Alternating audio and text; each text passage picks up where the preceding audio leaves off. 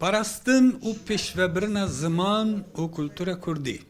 Ev du xal di Konferansa Komeleyên Kurdên Sovyetê berê da vek prensîpên sereke ji bo pêşîgirtina asimilasyona derdikeve pêş.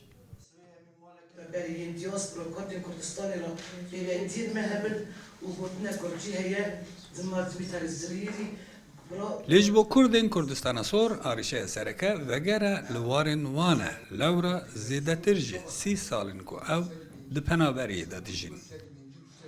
Sedema derketina Kurd ji Kurdistana Sor şerê navbeyna Azer û Ermeniyan de ye. Şerê vana êdî nêzîkî 105 sal berdevam dike. Dema Sovyetê ev şer hatibû sekinandin. Dema hilveşandina Sovyetê dîsa dest pê bû. Ermenî ji bo ku Qarabağê ciyayê Nagorno-Karabağ tevlî Ermenistanê bike. Êrişî ser erdin Kurdan jî kirin. Ev van erdanê işgal kirin. Kurd ji vê derê asimle bûna xwe perçeyê netev Azerbaycanê hesab dikin. Tev Azeriyan ji vê erdê reviyan çûn. Sala 2020 Azerbaycanê karî ku herêmên dagirkerî ji dest Ermenistanê rizgar bike. Lê her pênc navçeyên Kurdistana Sor bi tewayî wêranin û nişteciyên wanên berê nikarin vegerin warên xwe. Roja îro Kurdê me yî Laçînê wê vegerne dîsa ser axa xwe dî ewa pirseke gelekî giran e lahê pirsa Azerbaycan û Ermenistanê nav di navê safîkirinê û xwedê zane wê kengî bê safîkirinê.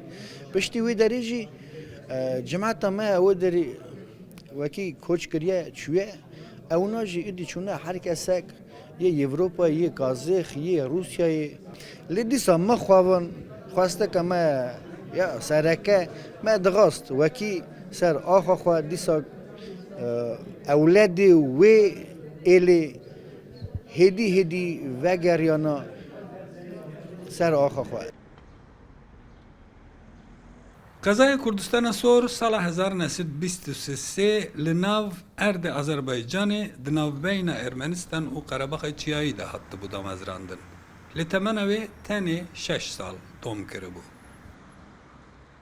Piştî 31 sal ji reva koça Kurdan ji Kurdistana Sor herêm careke din ket bin kontrola Azerbaycanê û mercên vegera şeniyê wê herêmê tê ava kirin.